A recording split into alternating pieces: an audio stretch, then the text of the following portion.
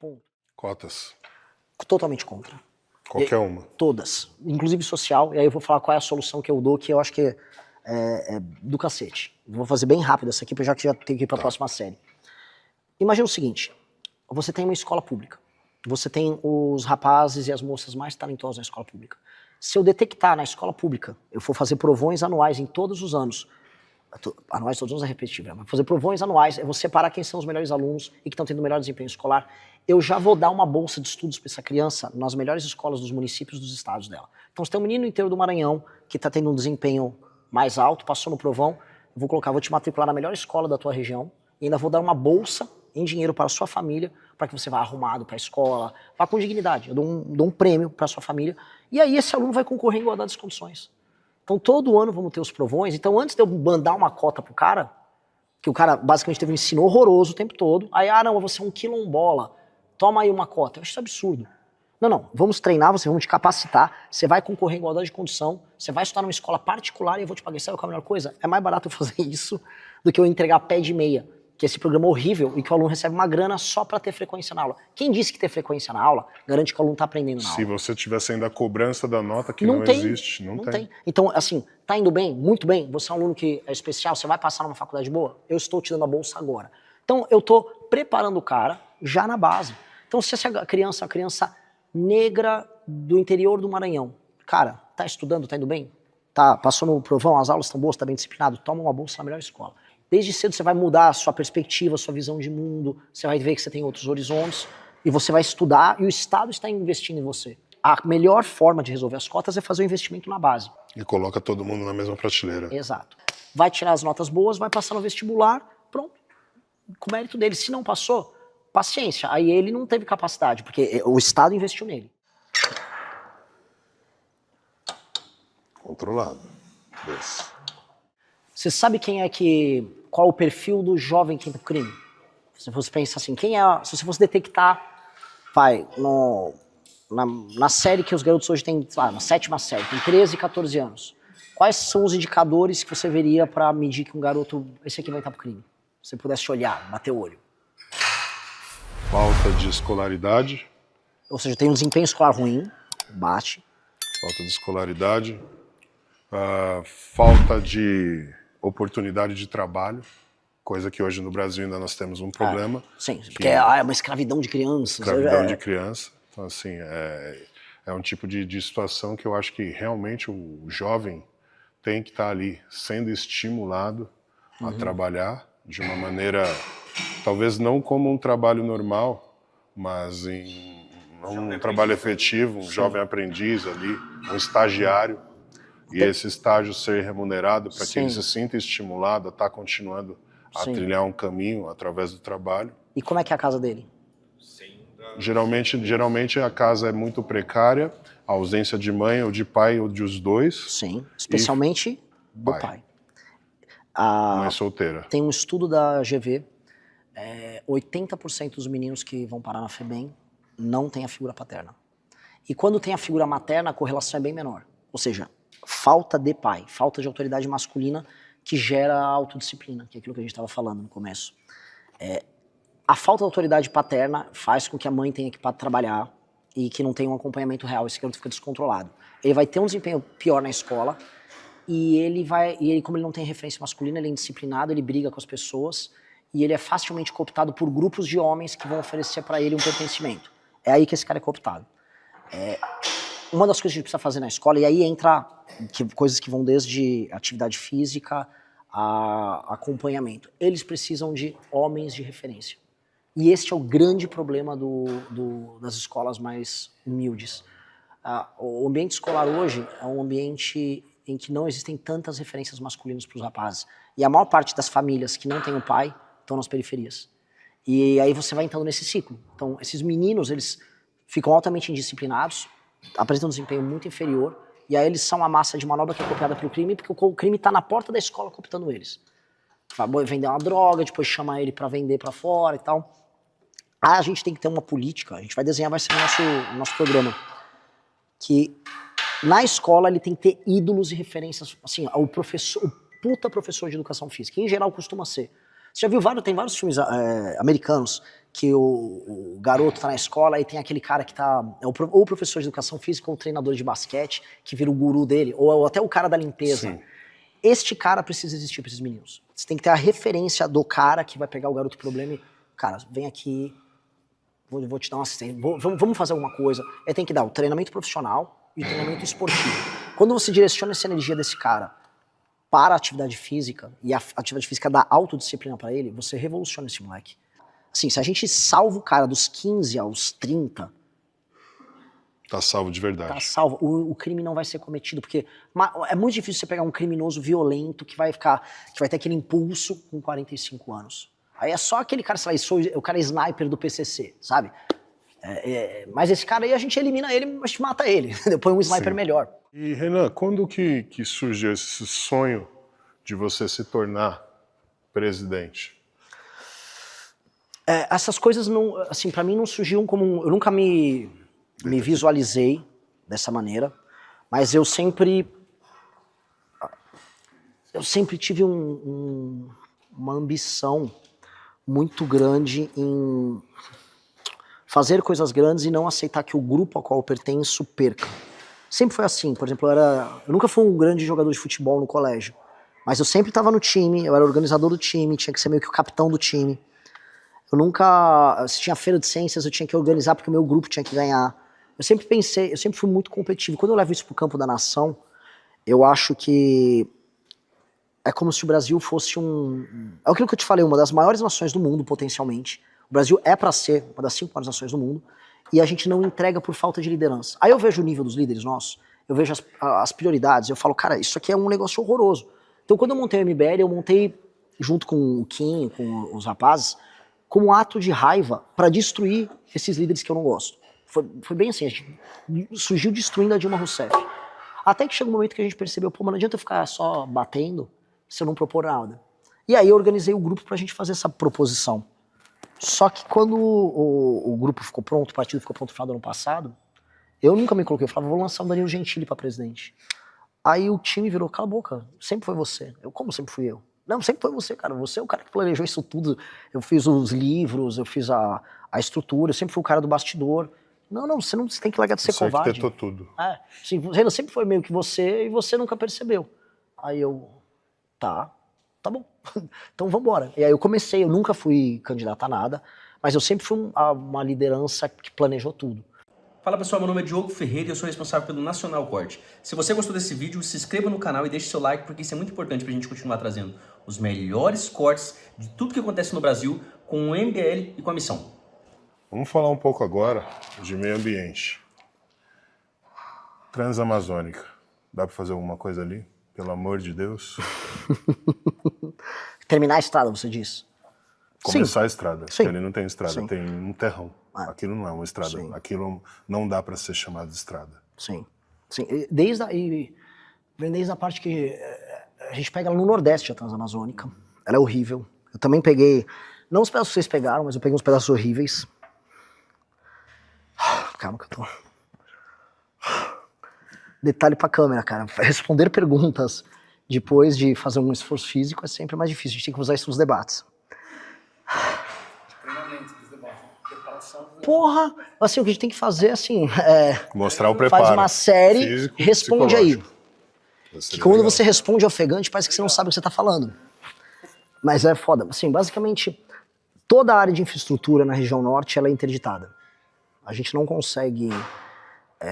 Existe um monopólio muito grande ali. Você tá falando das barcas? Também. Eu já gravei sobre isso, das barcas. Você tem uma indústria...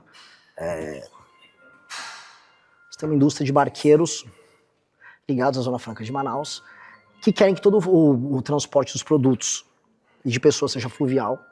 E, cara, dá pra ter estrada, dá pra criar pequenas cidades entrepostos ali no meio, ferrovia pra caralho.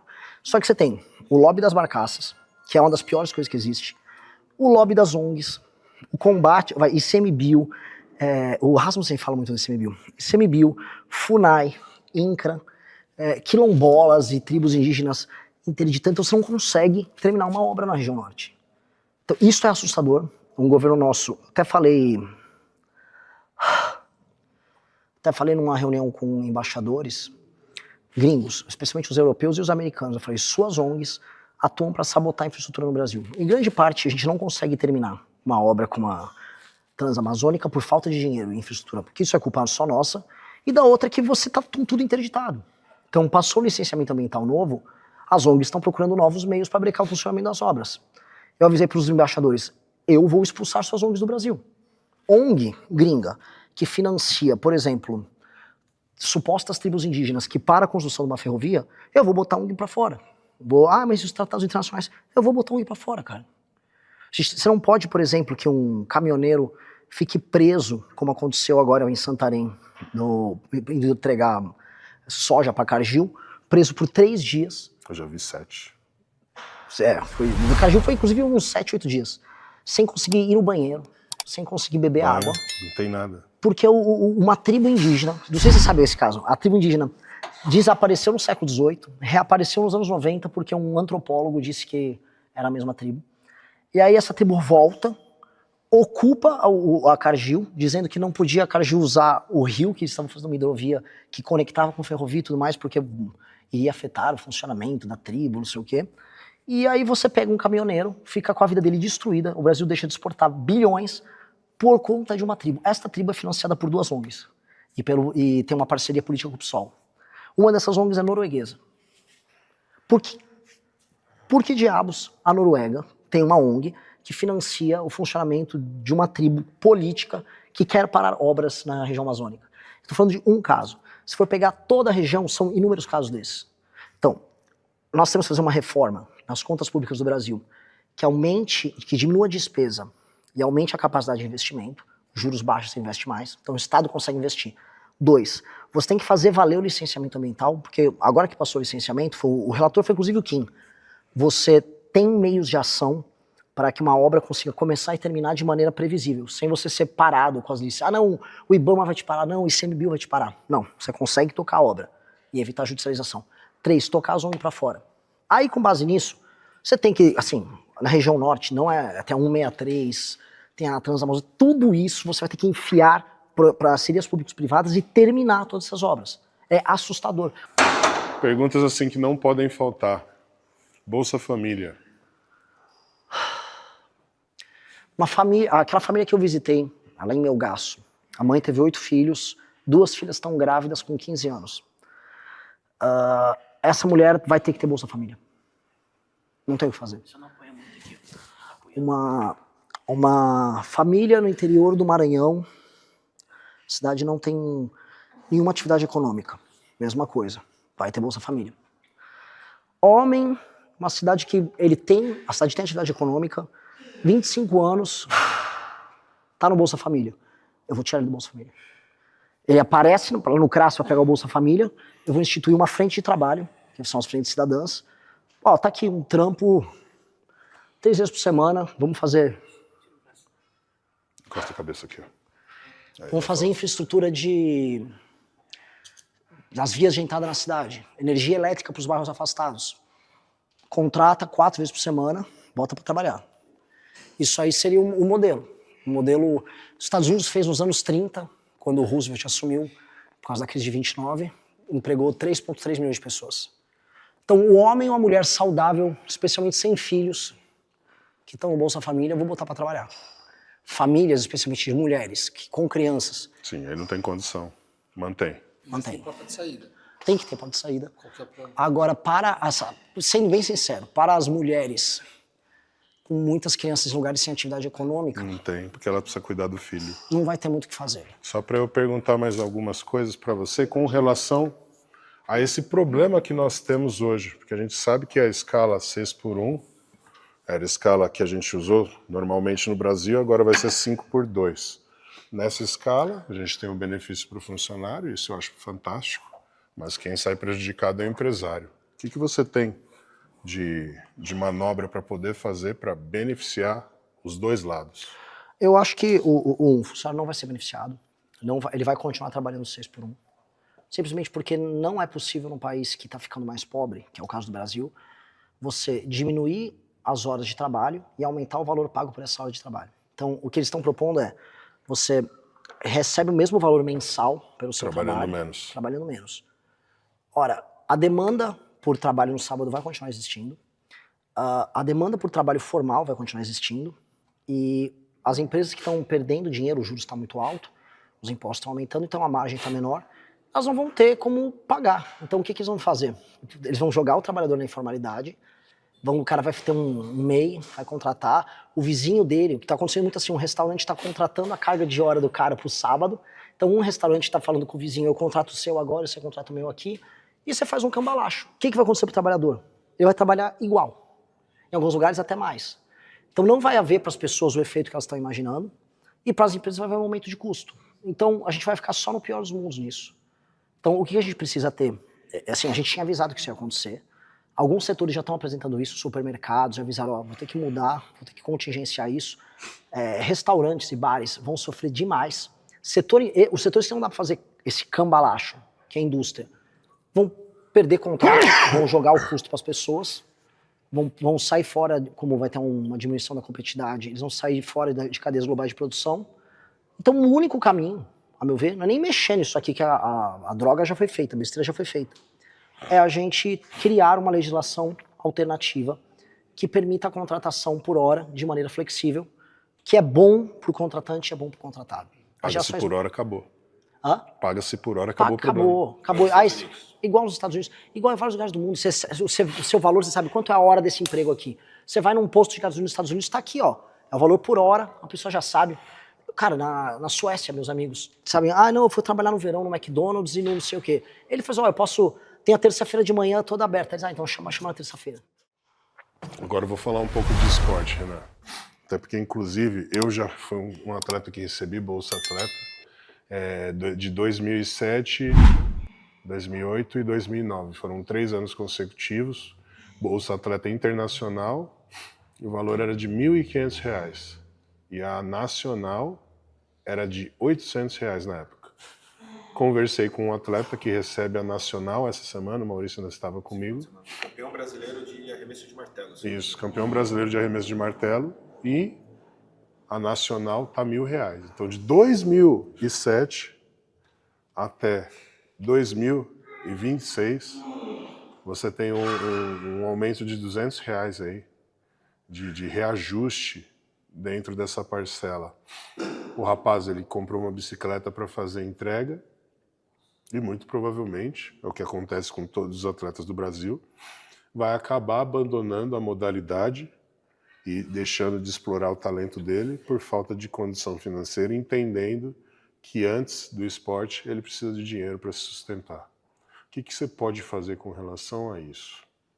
Primeiro, assim, só fazer uma análise do que você falou, eu vou separar em 2 coisas. Você tinha feito pergunta sobre esporte como ferramenta social para evitar que a pessoa caia nas drogas, e é uma política, eu acho, muito vinculada às escolas, isso está no nosso plano.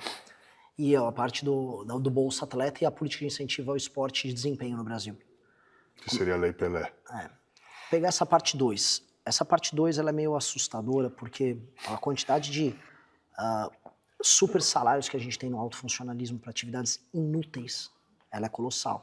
A gente pode pegar, por exemplo, você tem juiz que está tirando 200 pau por mês, você tem auditor da Receita em lugares que não tem atividade econômica, né, que não tem o que ser auditado, que fora o que ele ganha com atividades extra, para ser bem elegante, ele já ganhou um salário alto, carreiras que começam com 15, 20, 30 pau por mês, com pessoas que só passaram no concurso. Então, esse tipo de coisa vai ser mexida na nossa reforma fiscal.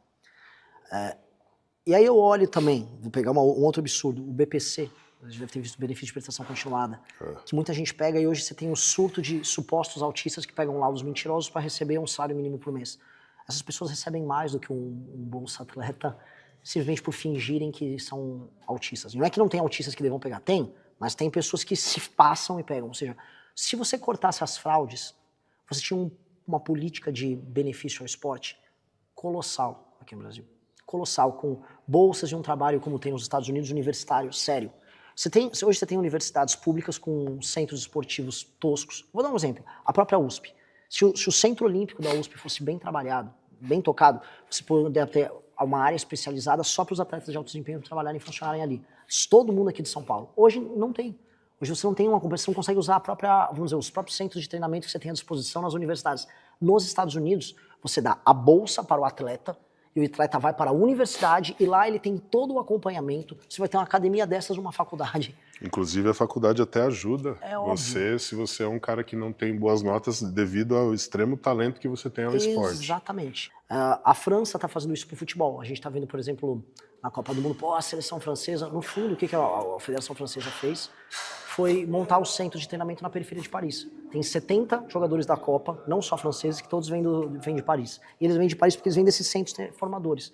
As periferias de São Paulo, Rio de Janeiro, Belo Horizonte, Porto Alegre, tem que ter esses super centros olímpicos federais, em lugares que outrora foram favelas e estão sendo desfavelizados, para você fazer esse acompanhamento. E toda escola tem que ter um acompanhamento esportivo. Teríamos muito mais campeões mundiais e talvez a sexta estrela.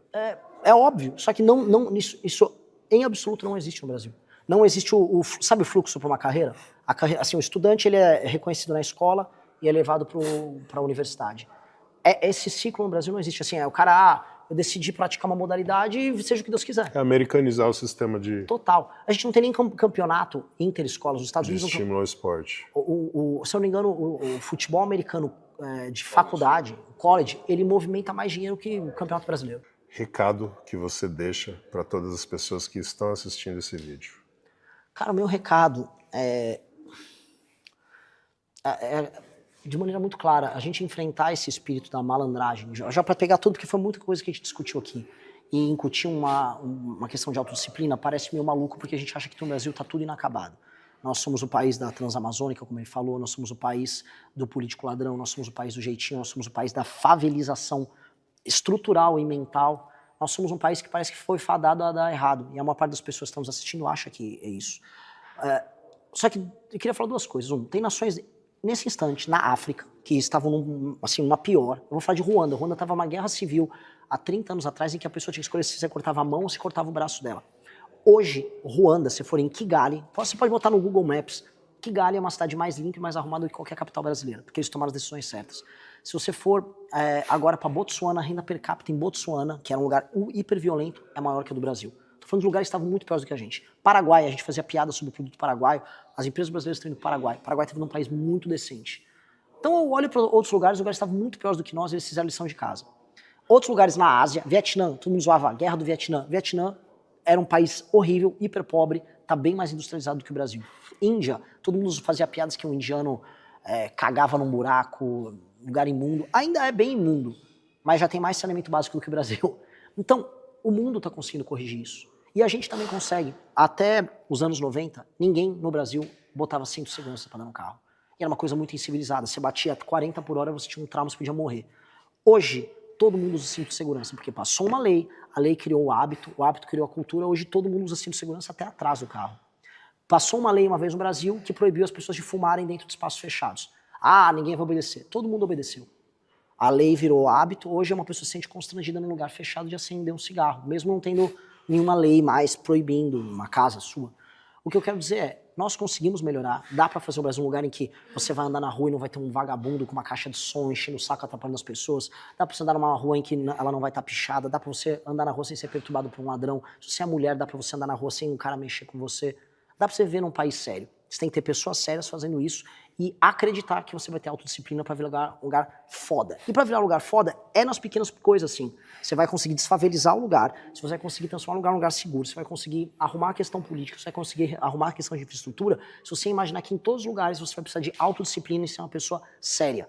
E você vai ter que ter pessoas no poder que vão ter uma disciplina e uma crença de que elas vão dedicar a vida deles e perder a vida delas, em não enriquecer, em saber que a vida delas é um eterno sacrifício, para que as outras pessoas se espelhem nisso e topem fazer esse sacrifício junto.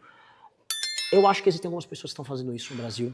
Eu me inspiro nessas pessoas e eu gostaria de ser uma dessas pessoas também. E existem milhões de pessoas que são assim e que já estão melhorando um pouco o Brasil. Vamos dar os lugares certos, as posições certas para essas pessoas.